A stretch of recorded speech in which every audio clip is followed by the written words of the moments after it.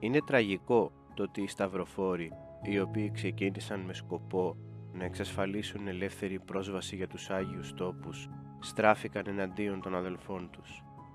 Το ότι ήταν Λατίνοι γεμίζει εμάς, τους καθολικούς, με μεγάλη θλίψη. Η κρίση ανήκει στον Θεό και εμπιστευόμαστε το βαρύ φορτίο του παρελθόντος στην άπειρη ευσπλαχνία του, οικετεύοντάς τον να θεραπεύσει τα τραύματα που κάνουν ακόμα να υποφέρει η καρδιά του ελληνικού λαού. Πάπας Ιωάννης Παύλος ο Δεύτερος. Πρώτη επίσκεψη Πάπα στην Ελλάδα μετά το σχίσμα του 1054.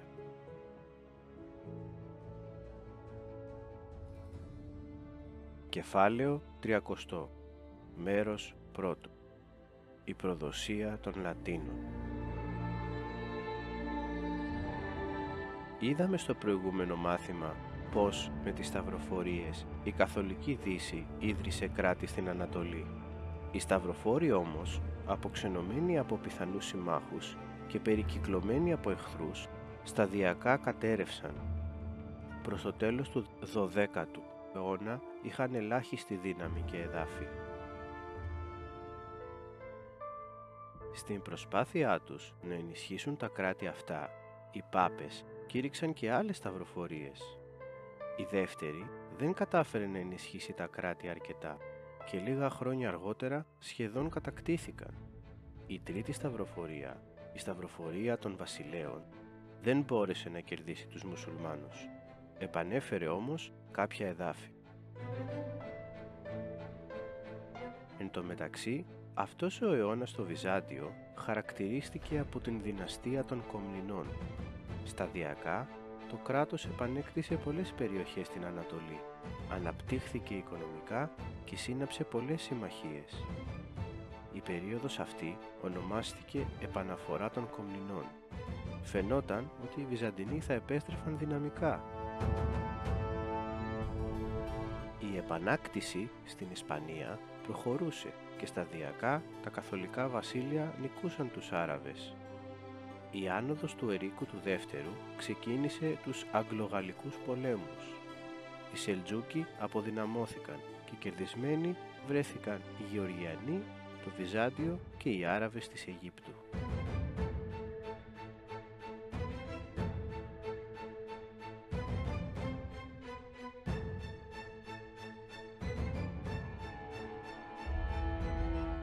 Όμως, προς το τέλος του αιώνα, με τον θάνατο του Μανουήλ Κομνηνού, ξεκίνησε μία ακόμη περίοδος αναταραχής και πολιτικής αστάθειας. Την εξουσία την πήρε στα χέρια της η δυναστεία των Αγγέλων. Αν οι δούκες ήταν απλά ανίκανοι αυτοκράτορες, οι Άγγελοι ήταν η κατάρα της αυτοκρατορίας. Ενώ με τους Κομνηνούς η αυτοκρατορία επανέρχονταν, με τους Άγγελους η πορεία αυτή αντιστράφηκε. Τα προνόμια στους ξένους αυξήθηκαν, ο στρατός παραμελήθηκε, το ναυτικό κατέρευσε και το κράτος χρεοκόπησε. Οι Βούλγαροι αδελφοί Άσεν και Πέτρος επαναστάτησαν εναντίον της αυτοκρατορίας, επιτυχημένα αυτή τη φορά. Τα προνόμια των Ιταλών εμπόρων είχαν γίνει λόγος για να τους μισούν οι Βυζαντινοί. Μέσα στη γενική αναταραχή των χρόνων αυτών, το μίσος αυτό μεγάλωσε. Το 1182, παραδομένοι στο μίσος για τους Λατίνους, οι Βυζαντινοί επιτέθηκαν σε εκείνους που ζούσαν στην πόλη. Το γεγονός αυτό έμεινε γνωστό ως η σφαγή των Λατίνων. Το 1201 μετά Χριστόν, 100 χρόνια μετά την πρώτη σταυροφορία, κηρύχθηκε η τέταρτη σταυροφορία. Σκοπός της ήταν να κατακτήσει την Αίγυπτο και από εκεί να ανακαταλάβει την Ιερουσαλήμ. Περίπου 15.000 άνδρες συγκεντρώθηκαν στην Βενετία, από όπου θα μετέβαιναν στην Ανατολή με τα πλοία των Βενετών. Τα πράγματα ήταν ήδη σκούρα για τους Βυζαντινούς το 1200. Η ανικανότητα των Αγγέλων είχε κοστίσει. Είχαν νικηθεί στη Σερβία, οι Βούλγαροι είχαν ξεσηκωθεί, η Κύπρος, η Αντιόχεια και η Κιλικία χάθηκαν και τώρα εμφανίζονταν νέες προκλήσεις. Η κήρυξη της τέταρτης σταυροφορίας ίσως ήταν μια ευκαιρία να κερδίσουν, όπως είχε γίνει και με τον Αλέξιο Κομνηνό. Αν μη τι άλλο, θα ήταν απασχολημένοι οι μουσουλμάνοι στα ανατολικά.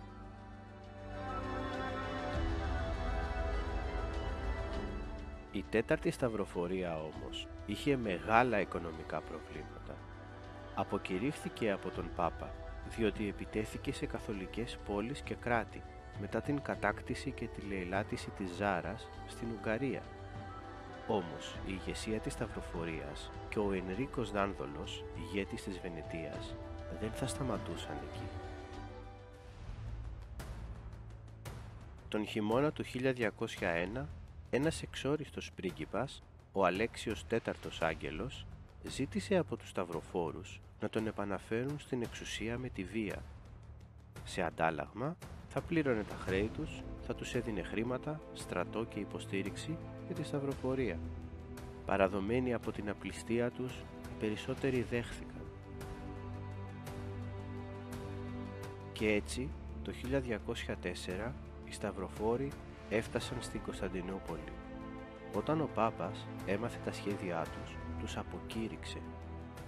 Η πόλη τότε είχε πληθυσμό 500.000 κατοίκων και περίπου 15.000 άνδρες. Θα μπορούσε εύκολα να αμυνθεί, ακόμα και χωρίς βοήθεια, αν είχε ικανή ηγεσία. Όμως, ούτε ο Αλέξιος ο Τρίτος ήταν ικανός. Οι σταυροφόροι πολιόρκησαν την πόλη.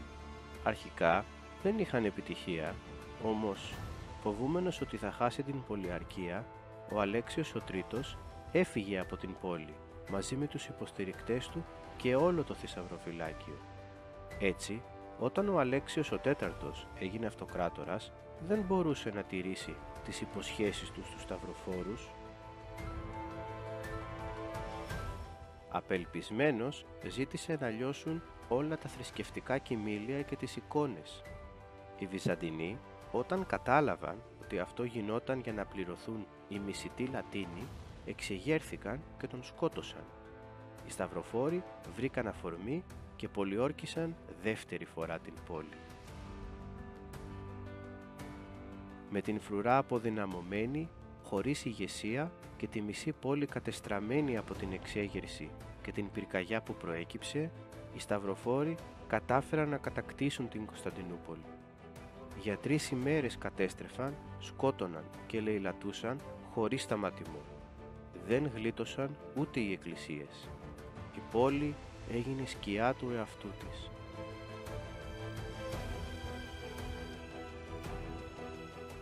Τέτοιες ήταν οι καταστροφές, ώστε το μίσος των Βυζαντινών για τους Λατίνους ξεπέρασε κάθε όριο. Οι ίδιοι έλεγαν ότι ούτε οι Άραβες ούτε οι Τούρκοι δεν θα ήταν τόσο σκληροί όσο ήταν οι Λατίνοι. Αν και απεχθάνονταν τους μουσουλμάνους, το μίσος τους για τους Λατίνους προδότες ήταν πολύ μεγαλύτερο και αυτό το γεγονός θα έπαιζε τον ρόλο του από εδώ και πέρα και θα το ξανασυναντήσουμε στο μέλλον. Η αυτοκρατορία δέχτηκε ένα χτύπημα από το οποίο ποτέ δεν θα ανέκαμπτε και η πορεία προς την παρακμή και πτώση της εντάθηκε. Ενώ οι σταυροφορίες είχαν σκοπό να περιορίσουν το Ισλάμ, ουσιαστικά το βοήθησαν αποδυναμώνοντας τους Βυζαντινούς, οι οποίοι συγκρατούσαν 600 χρόνια τους μουσουλμάνους. Ήταν όμως αυτό το τέλος της αυτοκρατορίας? Είχε φτάσει το πλήρωμα του χρόνου για τους Ρωμαίους? Η ένδοξη αυτοκρατορία του Οκταβιανού, του Αυριλιανού, του Ιουστινιανού, του Ηράκλειου και του Βασίλειου είχε πια τελειώσει?